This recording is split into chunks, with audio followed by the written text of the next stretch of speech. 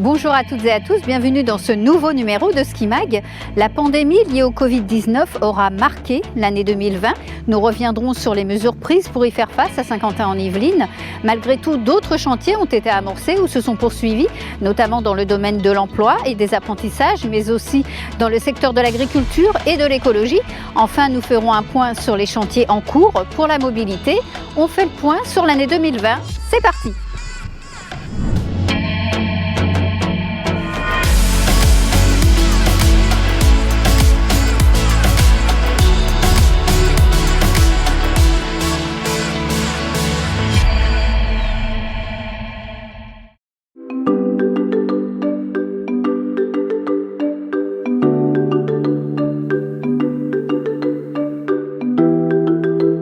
« 2020, année de la crise sanitaire. Dès le premier confinement du 16 mars, des mesures ont été appliquées pour soutenir les populations. L'Institut de promotion de la santé a conservé un accueil téléphonique généraliste pour informer les Saint-Quentinois sur la crise sanitaire et ainsi désengorger les services hospitaliers. Masques et visières y ont été distribués pour les professionnels de santé. L'IPS a aussi gardé un lien avec les pensionnaires des EHPAD et un lien envers les plus jeunes.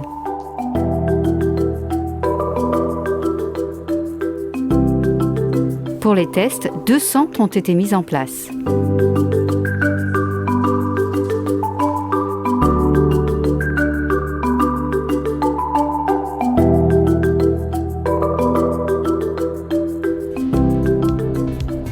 Côté économie, le territoire a apporté un soutien actif en direction des entreprises. L'agglomération a effectivement lancé un plan de reprise, de relance de 2 millions d'euros.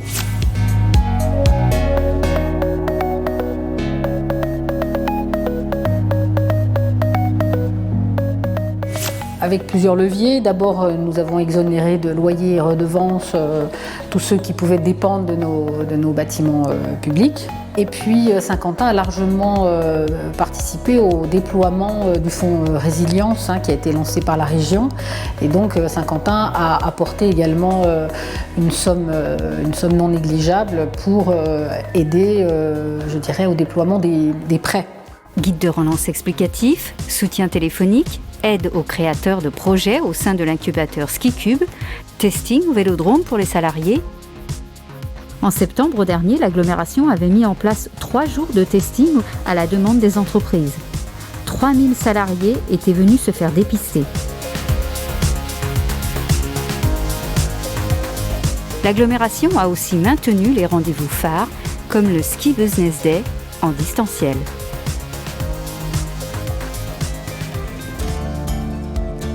Autre secteur cruellement impacté, celui du commerce. L'agglomération a créé une plateforme Facebook dédiée aux commerçants et aux agriculteurs. C'est le site Sky soutient ses commerçants. Il y a eu vraiment une montée des commandes au fur et à mesure. Ça a été vraiment un énorme coup d'accélérateur. Plus récemment a été créée la boutique en ligne Shopping-Ski, une marketplace impulsée par l'agglomération et les 12 communes saint-quentinoises, toujours en direction des commerces et des agriculteurs. La culture s'est aussi réinventée. Le réseau des médiathèques est passé en mode drive sur le principe du click and collect. L'accès gratuit a engendré une hausse des consultations. Les heures du compte n'étant plus accessibles pendant le confinement, ceux-ci ont été proposés en ligne. En juillet, la programmation Partir en livre s'est effectuée par le biais d'ateliers en ligne également. La commanderie, elle, a proposé des séances de cinéma en plein air.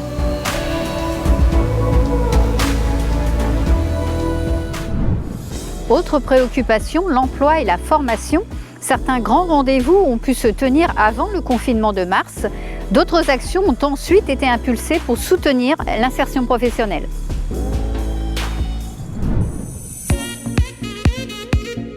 Qui dit entreprise dit emploi. Le 27 février 2020, avant le confinement, 3000 visiteurs s'étaient rendus au vélodrome pour le 3e ski emploi en piste. C'est effectivement l'événement phare.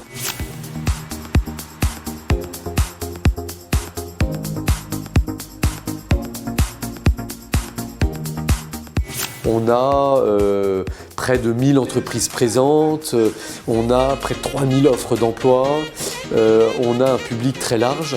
En 2021, l'opération devrait être maintenue au Vélodrome, probablement au printemps. Chaque commune préparera l'événement en amont afin que postulants et entreprises soient fin prêts. Le nombre des demandeurs d'emploi sur Saint-Quentin-en-Yvelines a augmenté de plus de 25% avec la crise sanitaire. Déjà, des plans sociaux se dessinent. Certains secteurs sont aussi en souffrance, le tourisme, la restauration, l'événementiel. D'autres recrutent, le numérique, le BTP, les services à la personne et le secteur de la santé. Le territoire opère entre soutien des secteurs en difficulté et orientation des salariés vers les secteurs en tension. En 2020, des rendez-vous ont été impulsés pour l'emploi des jeunes. Un summer camp au Promopole en juillet sur les métiers du numérique, un e-job dating en octobre entre postulants et entreprises. Le plan « Un jeune, une solution » a été mis en place pour faciliter l'entrée dans la vie professionnelle.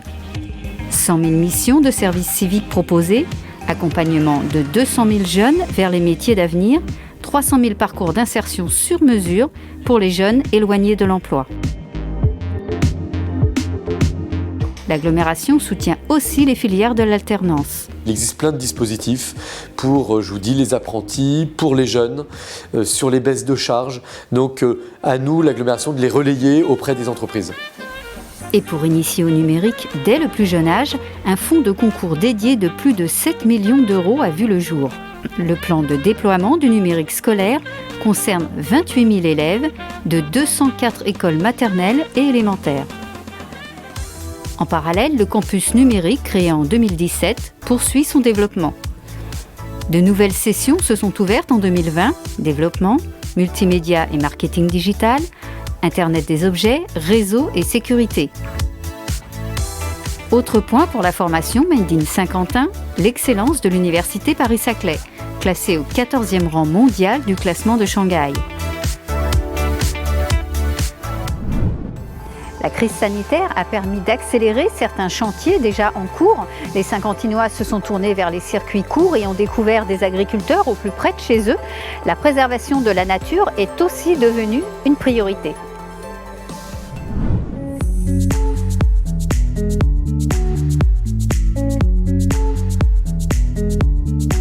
Côté agriculture, on a continué de mettre en place le plan de développement qui avait été voté l'année passée.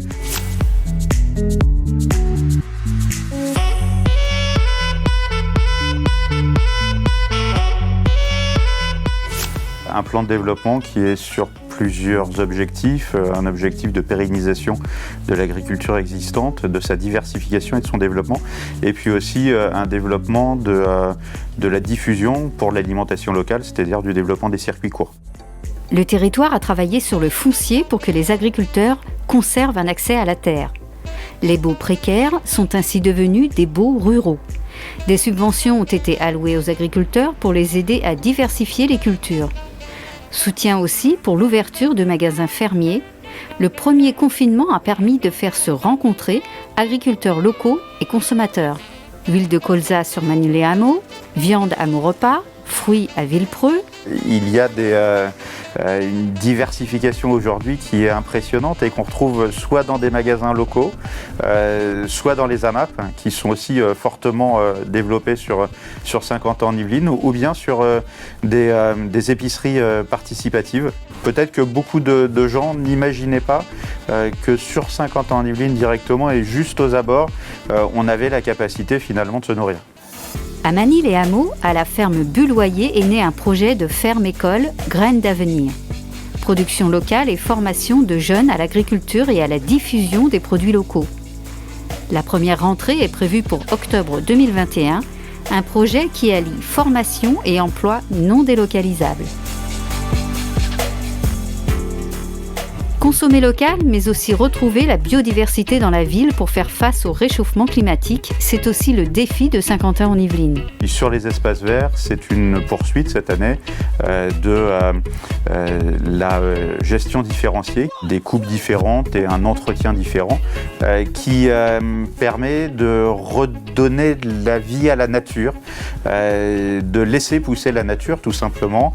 Il y a aussi la gestion des arbres qui qui est importante. On a une charte de l'arbre qu'on remet en route pour pouvoir expliquer cette importance qu'il y a à avoir des arbres dans notre communauté d'agglomération. Des espèces locales sont replantées qui nécessitent moins de ressources en eau pour répondre aux canicules qui reviennent désormais chaque été. Développement d'éco-pâturage, de l'agriculture urbaine grâce à la plantation d'arbres fruitiers et installation de cabanes à oiseaux pour accueillir les espèces et de ruches pour davantage de nature dans la cité.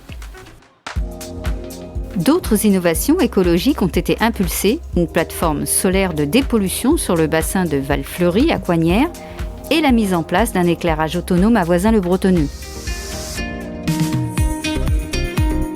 Côté flotte automobile, le Club Climat Énergie de Saint-Quentin en Yvelines a lancé en septembre 2020 le premier service d'autopartage inter-entreprise des Yvelines.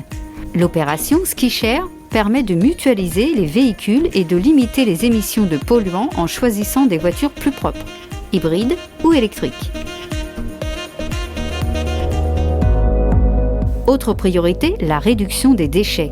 Le plan local de prévention des déchets ménagers et assimilés est en cours d'élaboration. Harmonisation des collectes sur les 12 communes, développement du compostage, une collecte des encombrants réaménagés et plus de services et de déchets acceptés dans les déchetteries. Dernier axe fort, les transports. De nombreuses transformations ont été mises en œuvre dans les pôles gares ces dernières années et se sont poursuivies en 2020. Bus, pistes cyclables, trottinettes électriques ont fait le tour de la mobilité.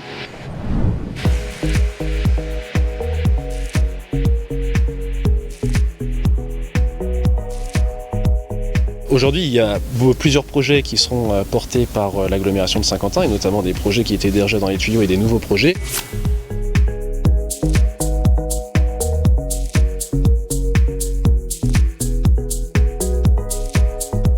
Dans les nouveaux projets, je pense notamment au déploiement des trottinettes électriques qui va être important. Il va falloir qu'on avance sur les différents contrats et les pôles de gare et de mobilité. À commencer par celle de Montigny-le-Bretonneux. 70 000 voyageurs y transitent chaque jour. Elle sera le passage obligé de bien plus de visiteurs pour les JO 2024, puisque certaines disciplines se tiendront sur Saint-Quentin en Yvelines. Depuis octobre dernier, la gare a commencé sa mue.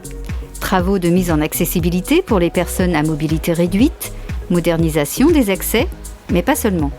Ses abords et le centre-ville sont en pleine réhabilitation. Plus accueillant, moins minéral, avec plus d'espace pour les piétons, les cyclistes et les terrasses de café. Direction la Verrière. Depuis 2 ans, la gare et ses environs ont été transformés. Mise en œuvre du transport collectif en site propre, via le doublement du pont Guichouler, réalisation des aménagements aux abords, une nouvelle phase de travaux a démarré en novembre avec la réalisation de la voie d'accès au futur parking relais de la gare. Sur le parvis de la gare Villepreux-les-Clés-sous-Bois, les travaux ont été impulsés en mars.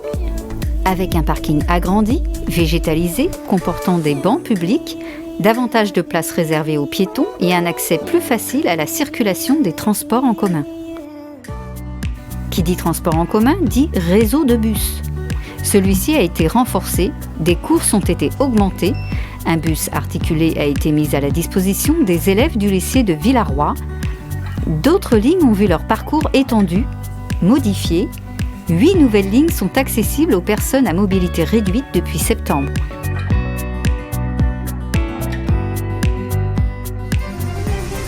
Côté circulation douce, de nouvelles pistes cyclables à Montigny-le-Bretonneux, Trappes et Guyancourt viennent enrichir les 420 km d'itinéraires cyclables existants. Un projet de piste cyclable au nord de l'île de loisirs est également engagé. Forte de ces nombreuses pistes vélo, l'agglomération a lancé un appel à candidature pour son projet de trottinette électrique, une nouvelle mobilité pour 2021. Vous savez tout sur 2020, place à 2021. À très bientôt. Ciao!